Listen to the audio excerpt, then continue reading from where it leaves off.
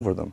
The question is, do we all work for central bankers? That's what I want to address to our guest tonight.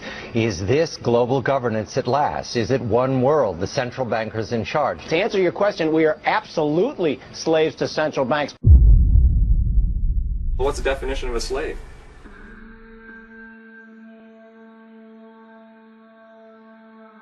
A person who is a legal property of another and is forced to obey them. Or a person who is excessively dependent upon or controlled by something. Okay?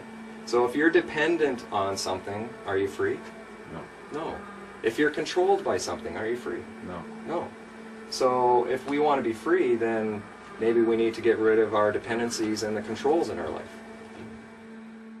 Have you ever played Snakes and Ladders? Imagine Snakes and Ladders where the only way to win this game is to never even pick up the dice.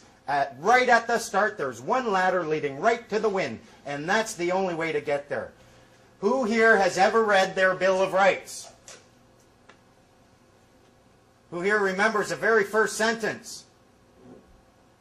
It says, and you'll find it expressed in the Constitution as well, they say that Canada is a nation founded upon the principles and the belief in the principles of the supremacy of God and the rule of law. The supremacy of God and the rule of law. I went to my MP's office and I asked him, I said, yeah, I'd like the Bill of Rights. I grabbed this, they'll give you one. It's really nice, you can frame it, eh? I said, wow, it says here Canada's a nation founded upon the principles or the belief in the principles of the supremacy of God. Is that true? She said, sure is. I said, that's cool. I said, this tells me there's a hierarchy and God's right up at the very top. Is that true too? She said, I sure hope so. I said, me too. Who's number two? She's like, I don't know. Maybe you should see a lawyer. I was like, why should I see a lawyer when you're the one saying, I don't know? I'm pretty sure this is an offer. Where do I accept it?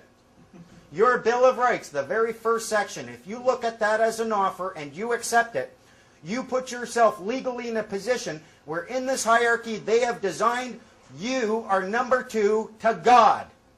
If they want any power over you, they've got to do one of four things. They've got to claim and then prove that they exist above God. They've got to claim and then prove they are God. They've got to claim and then prove that somehow they exist between you and God.